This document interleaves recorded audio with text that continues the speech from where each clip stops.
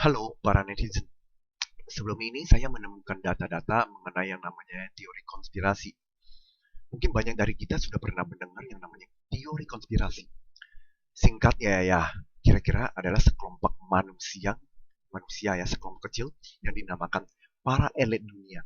Melalui analisa mereka terhadap ilmu pengetahuan yang terselubung, nah mereka punya kemampuan untuk mengontrol dunia dan sebagian sejarah manusia dari balik layar. Nah, para elit ini tidak pernah terbuka dan jujur terhadap para rakyat seperti kita. Oleh sebab itu, banyak sekali kebenaran yang kita sama sekali tidak tahu dan tidak sadar sampai sekarang. Melalui ekonomi, militer, energi, medis, agama, sejarah, hukum, dan pendidikan yang mereka mengontrol umat manusia. Di dalam segala aspek ini, pendidikan adalah yang paling berpengaruh. Karena orang yang berhasil dicuci otaknya oleh pendidikan sejak kecil bukanlah hitungan jumlah puluhan ribu, namun berjumlah miliaran, yaitu angka populasi seluruh dunia. Baik, nah sekitar 500 tahun yang lalu, di Eropa, terjadi sebuah gelombang revolusi pengetahuan. Manusia dari yang sebelumnya penganut model teori geosentrik, ya artinya orang dulu, leluhur kami nih, leluhur kita percaya bahwa bumi itu alam semesta, pusat alam semesta. Semua bintang dan matahari dan bulan mengelilingi bumi. Nah ini namanya model geosentrik. Terus berubah menjadi model heliocentrik, yaitu intinya bumi bukan lagi pusat alam semesta. Dan bumi terus berputar mengelilingi matahari. Matahari adalah pusat dari kita. Nah, masih ada 8 planet yang mengelilingi matahari juga. Nah, sistem ini kita sebut solar system atau tata surya. Nah, matahari adalah sebuah bola api nuklir raksasa, ukurannya besar sekali. Jarak antara bumi dengan matahari itu sekitar 148.500.000 kilometer. Dan bulan juga jauh dari bumi. Namun bulan, bedanya dia yang mengelilingi bumi kita. Sekalipun dari 1 bulan. Nah, kemudian bintang-bintang yang kita bisa lihat di langit. Ini menurut heliocentrik ya. Bintang-bintang itu punya karakteristik yang sama dengan matahari kita. Tidak berbeda. Ya. Hanya karena mereka jaraknya jauh dari kita ya. Hitungan tahun cahaya jauhnya. Maka di mata kita, bintang-bintang itu ukurannya sangat kecil sekali. Setidaknya jauh lebih kecil dari matahari ukurannya di mata kita. Ya, terus miliaran bintang-bintang ini berkumpul menjadi cluster atau nama lainnya galaksi. Nah, ini semua adalah pelajaran anak-anak SD, ya kan? Tidak ada salahnya. Ini semua adalah pembuktian dari modern science. Kita juga pelajari ini dari kecil hingga sekarang. Nah, hampir seluruh umat manusia percaya akan teori ini. Nah, sekarang saya akan mengatakan sebuah teori yang bikin saya penasaran dan berpikir, yaitu bagaimana ya jika semua teori yang berkembang yang muncul setelah yang berdasarkan teori heliocentrik, misalnya teori Big Bang ya. Ini semua adalah ilmu pengetahuan palsu yang diciptakan oleh pemerintahan dunia ya, para elit ya, untuk tujuan cuci otak seluruh umat manusia sejak kecil. Apakah kamu percaya? Sebenarnya pada awalnya saya juga tidak percaya. Tapi setelah saya berpikir lebih detail, lebih mendalam, ada kemungkinannya. Nah, sekarang saya mau katakan kemungkinan besar bumi yang kita huni ini bukan sebuah bentuk bola atau globe atau sphere, tetapi sebuah dataran yang flat atau datar. Nah, 10 tahun yang lalu, orang yang percaya bahwa bumi itu datar, yang kita sebut flat earth, adalah sangat sedikit sekali. Jumlahnya tidak lebih dari 10.000 orang, hanya ribuan orang. Itu 10 tahun yang lalu. Ya, dari seluruh populasi dunia. Walaupun sekarang ada peningkatan, tetapi tetap merupakan minoritas. Karena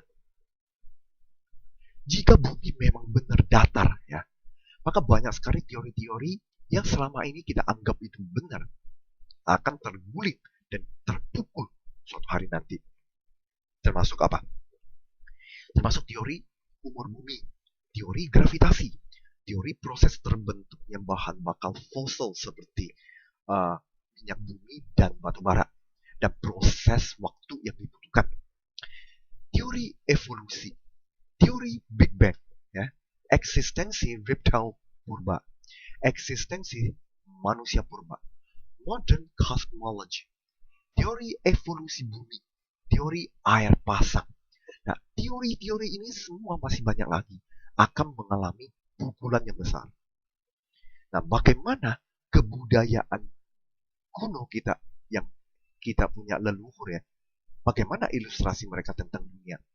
Mereka selalu mengilustrasikan dunia yang kita huni ini adalah sebuah tempat dataran. Buddhisme, ilustrasikan dunia ini menjadi 5 bagian yang datar, yaitu barat, timur, utara, selatan, tengah-tengah, gunung, Sumeru. Tapi semua ini dibangun dalam suatu tempat yang datar. Nah, Alkitab Perjanjian Lama dan Perjanjian Baru pun banyak ayat-ayat yang mendukung secara tidak langsung bahwa dunia ini adalah datar. Nah, sekarang coba kita tinjau flat earth teori ini dari pengetahuan umum yang telah kita tahu. Pertama, berbagai jenis cairan. Cairan maksudnya seperti air lah, minyak lah, ini cairan. Pasti memiliki permukaan yang datar. Walaupun bentuk wadahnya berbeda-beda. Dia ikutin bentuk wadah, betul. Tapi, namun dia punya level permukaannya itu selalu datar kalau cair. Oleh sebab itu, walaupun jika bumi kita memang adalah sebuah bentuk bola dan memang memiliki gaya gravitasi yang besar, maka paling juga gaya gravitasi itu menarik air lautan tidak lari dari bumi, namun tidak bisa membuat level lautan itu, permukaan lautan, menjaga kelengkungan seperti bentuk bola bumi. Itu tidak mungkin, karena cairan permukaannya pasti datar. Oke? Maka dilihat dari ocean, lautan kita, hanya satu penjelasan, yaitu bumi kita sebenarnya adalah datar. Poin kedua, menurut modern science, bumi terus berputar dari arah barat ke timur, ya, berputar terus. Sekali putar kan 1 hari. Nah, kecepatan putar terbesar, tercepat terjadi di daerah Khatulistiwa Equator, yang kecepatannya mencapai 465 meter per detik. Nah, ini sudah supersonik, karena suara hanya sekitar 330 meter per detik. Ini sudah 465 meter per detik. Cepat sekali putar di daerah Khatulistiwa. Nah, kalau sekarang kita naik pesawat, terbang ke arah timur, mau pergi ke suatu tempat. Nah, seharusnya pesawat kita ini membutuhkan waktu yang jauh lebih lama untuk tiba di tempat tujuan. Mengapa? Karena kita harus mengejar bumi yang terus berputar itu. Kita harus mengejar, dan kita harus lebih cepat dari putaran bumi itu. Baru bisa kita sampai di tempatnya. Nah, sebaliknya, kalau kita terbang ke arah barat, maka hanya butuh waktu sementara saja kita bisa sampai tujuan. Mengapa? Karena pesawat saya arahnya sama rotation bumi itu berlawanan arah. Nah, tapi pengalaman mengatakan apa? Kalau kita naik pesawat, baik kita mau ke arah timur atau barat, yang kita habiskan waktu tidak berbeda, sama semua. Yaitu selalu satu rumus yang berlaku, yaitu jarak dibagi kecepatan sama dengan waktu yang dibutuhkan. Nah, tapi di sini ada argumen yang mengatakan bahwa sebenarnya kan pesawat bisa terbang itu karena tekanan udara atmosfer. Nah, atmosfer ini, setiap posisi atmosfer itu telah ditarik oleh gravitasi yang kuat. Dia ikutin bumi untuk rotation. Maka pesawat bisa terbang tanpa menghiraukan putar rotationnya bumi, karena dia ikutnya udara. Tapi untuk membuktikan hal ini, kita harus membuktikan terdahulu gaya gravitasi itu sungguh ada. Setahu saya pribadi, mungkin saya kurang pengetahuannya, setahu saya pribadi sampai hari ini, gravitasi juga hanya merupakan sebuah asumsi atau merupakan sebuah teori saja. Oke, poin ketiga. Jika memang bumi adalah sebuah bola besar yang rata-rata jari-jarinya itu ya sekitar 6.400 km. Ya berarti diameter sekitar 12.800 km. Ini sebuah bola besar. Kalau bumi itu seperti itu, maka gambar tabel, gambar berikut berlaku. Mari kita melihat gambar yang berikut ini.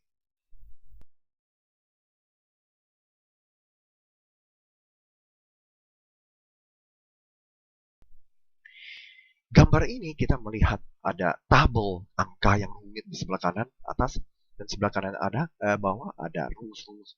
Kelihatannya sulit sekali. Padahal tidak. Gampang. Kita hanya perhatikan tabel yang di sebelah kanan itu saja.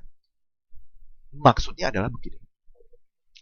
Kalau saya berdiri di suatu lokasi, ya, di permukaan bumi suatu lokasi permanen, saya tidak bergerak, ya, maka tempat yang jaraknya jauh dari saya 1 mile, tempat itu, ya, posisi levelnya itu lebih rendah dari posisi pijakan kaki saya sekitar 8 inch bedanya. Dia lebih rendah dari saya 8 inch. Kalau 1 mile jauhnya dari saya. Nah kalau tempat yang lebih jauh lagi 2 mile dari saya. Maka tempat 2 mile dari saya itu, yang lebih jauh itu, levelnya akan lebih rendah dari kaki pijakan saya, lokasinya lebih rendah 32 inches. 32 inches. Nah kalau lebih jauh lagi 3 mile dari saya, maka 3 mile dari saya tempat itu lebih rendah dari tempat pijakku sebanyak 72 inches. Begitu terus kita berhitung sampai ambil contoh suatu tempat yang jauh dari saya 50 mile. 50 mile ya jauh ya. Tempat yang 50 mile jauh dari saya, maka tempatnya itu levelnya akan lebih rendah dari posisi pijak kaki saya sebanyak 20.000 inches atau dihitung sekitar 1667 feet. Oke. Nah, kita lanjut ke gambar foto berikut ya. Apakah bumi benar-benar memiliki kelengkungan yang dimiliki selayaknya sebuah bola curvature? Apakah benar-benar ada? Mari kita melihat foto ini ya.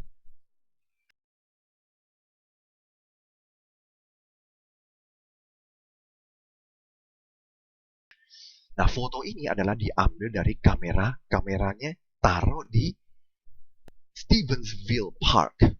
Nah, Stevensville Park ini, taman tepi danau ini adalah di sebelah timur Michigan Lake, Danau Michigan, ya. Nah, dia taruh di sini foto kota yang di seberang kota Michigan yang namanya Chicago City, ya, foto. Nah, di antara posisi Stevensville Park, tempat taruhnya kamera, dengan Chicago City yang berada di seberang, yaitu di sebelah barat, Michigan Lake, jaraknya itu sekitar 57 miles. 57 miles, oke? Okay? Nah, menurut tabel yang tadi, rumus yang menghitung, ya kan, seharusnya orang yang foto itu tidak bisa kelihatan lagi kota Chicago karena jaraknya sudah 57 mile jauhnya. Seharusnya kota Chicago sudah berada posisinya di bawah kamera sebanyak 2.200 feet di bawah kamera. Tapi buktinya apa? Dia masih bisa foto kota Chicago dengan jelas dan pakai mata pun pakai zoom tetap bisa melihat kota Chicago sangat jelas. Setiap gedung-gedung dari dasar, dari bottom sampai ke puncak, semua terlihat sangat jelas. Nah, itu berarti membuktikan bahwa di antara dua tempat 57 miles ini tidak ada curvature, tidak ada kelengkungan sama sekali. Perlu diketahui ya, ini Stevensville Park sama Michigan Lake dan seberangnya itu Chicago City. Mereka di suatu level terrain yang sama. Mereka tidak ada perbedaan ketinggian yang signifikan. Tetap berada di dekat dengan horizon. Oke. Nah, berikut. Nah, ini fotonya.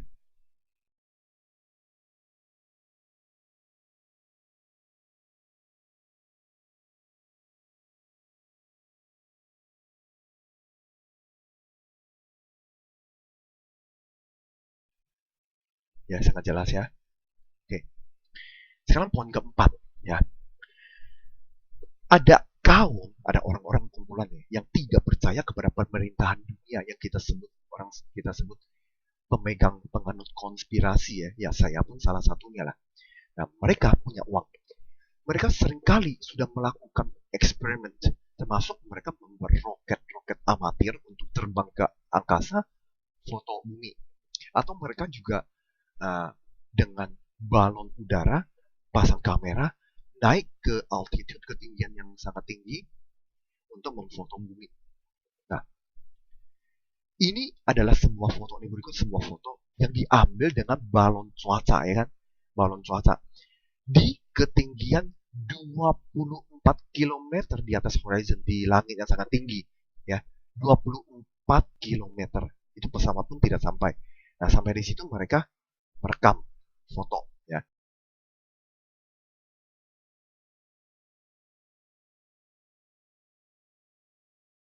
Nah, kita di foto ini terlihat jelas bumi kita masih terlihat datar, cukup datar ya.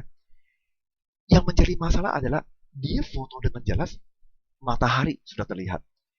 Dan ternyata di bawah matahari, di atas lapisan awan, ternyata tercetak sebuah bright hot spot dari matahari. Seperti matahari punya hot spot, tercetak ukurannya tidak besar di atas awan, lapisan awan. Nah, fenomena ini memberi kita sebuah petunjuk bahwa sangat berkemungkinan matahari itu jaraknya sangat dekat dengan bumi, tidak jauh di atas kepala kita, sehingga dia bisa mencetak hot spot di atas awan.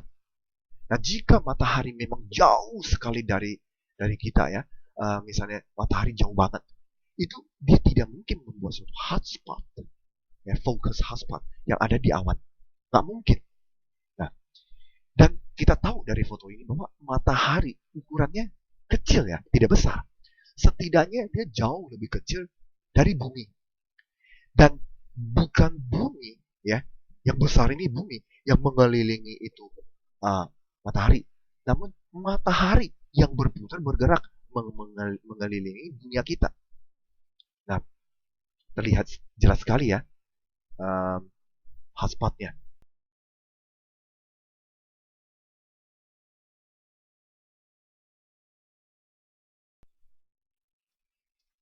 Oke, berikut poin kelima. Nah, sekarang saya mau bercerita tentang sedikit tentang NASA ya. NASA ya kan. Siapa tidak tahu NASA yang tersohor di seluruh dunia. Sudah banyak proyek yang dilakukannya ya kan. Khususnya tentang misi antariksa, space mission dari NASA. Termasuk dokumentasi-dokumentasi astronot yang sedang melayang di angkasa dan mengerjakan sesuatu di luar spaceship. Nah, seringkali ya terlihat ada gelembung udara yang kecil-kecil, gelembung udara keluar dari baju astronot mereka atau dari celah helm mereka. Bahkan beberapa tahun lalu ada kejadian seperti ini nih. Seorang astronot NASA ketika sedang melakukan tugas di luar spaceship, di luar angkasa, di atas bumi ya, di orbit, helmnya itu tiba-tiba kemasukan air ya, dan astronot itu hampir mati, tenggelam, mati dalam air di dalam helmnya di luar angkasa ya. Untung dia ditolong temannya, jadi dia tidak mati. Dan ada juga banyak adegan-adegan yang tidak masuk akal. Ada satu contoh lagi ya, kamera memfoto seorang astronot di dalam sebuah space station di orbit ya, di atas angkasa. Nah, dia di dalam jendela. Nah, kameranya di luar space station memfoto itu astronot sedang di dalam space station sedang bernapas menggunakan scuba tank. dia pakai scuba tank. Scuba tank itu kan orang penyelam yang mau selam ke laut, mereka pakai scuba tank. Itu tangki-tangki oksigen. Saya bertanya ya, mengapa di luar angkasa yang katanya hampa udara, dia harus pakai scuba tank? Apakah di angkasa banyak sekali air di situ? Ataukah semua adegan-adegan mereka di angkasa itu sebenarnya mereka syutingnya, fotonya di dalam kolam besar, kolam air besar? Heran kan? Tidak masuk akal.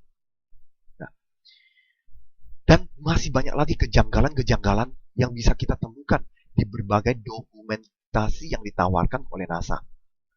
Dan ini semua menunjukkan suatu hal. Apa? Ada kemungkinan besar, sebagian besar dari dokumentasi NASA adalah palsu. Yang mereka perlihatkan ke kita adalah palsu. Termasuk apa? Foto-foto yang angkasa lah, foto-foto bintang-bintang lah, galaksi-galaksi lah, juga foto bumi lah yang diambil dari satelit dari luar angkasa oleh NASA. Nah, semua ini kemungkinan besar adalah hoax. Dan foto-foto mereka adalah dibuat dengan painting, ya, melukis, atau dengan komposisi Photoshop atau software komputer. Jadi itu adalah hoax, bukan sebenarnya foto. Nah, tentu saja termasuk yang paling terkenal Apollo Moon Landing Mission yang lagi hot ya waktu tahun era 60-an dan 70-an. Itu pun kemungkinan besar adalah hoax, ya, penipuan. Hingga saat ini, Flat Earth Theory masih terus melakukan pengumpulan data dan pembenaran tentang struktur teorinya, dan kita Flat Earth Theory terus berkembang, ya. Karena kapasitas informasi yang berhubungan dengan Flat Earth itu sangat banyak dan sangat besar sekali.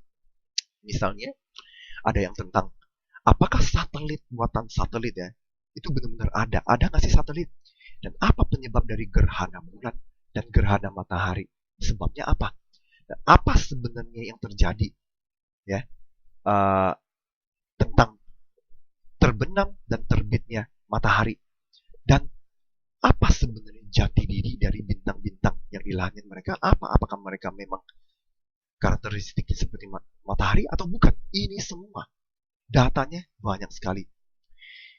Maka tidak mungkin saya satu-satu di sini membahas di sini ya. Jadi saya himbau teman-teman kalau tertarik nih, boleh melakukan research sendiri, boleh sendiri cari data dan research ya. Tujuan saya di sini hanya memberitahukan ke teman-teman bahwa hampir nih semua informasi yang kita peroleh bukan dari hasil mata kita sendiri yang lihat, tapi berasal dari media massa. Contohnya seperti dari TV, siaran, ya, dari news, ya, berita, dari surat kabar, dari radio, majalah, dan buku sekolah, buku-buku majalah, segala macam.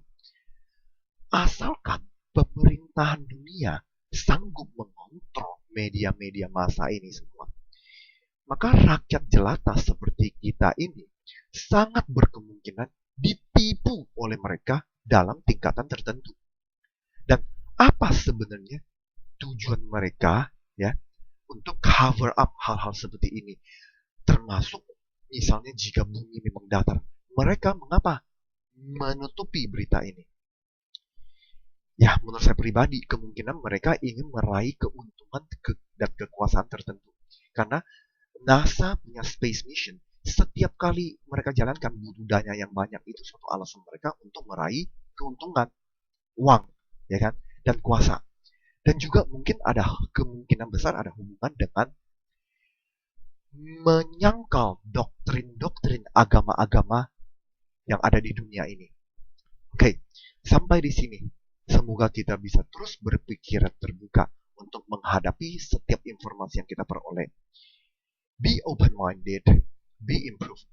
Bye-bye, see you.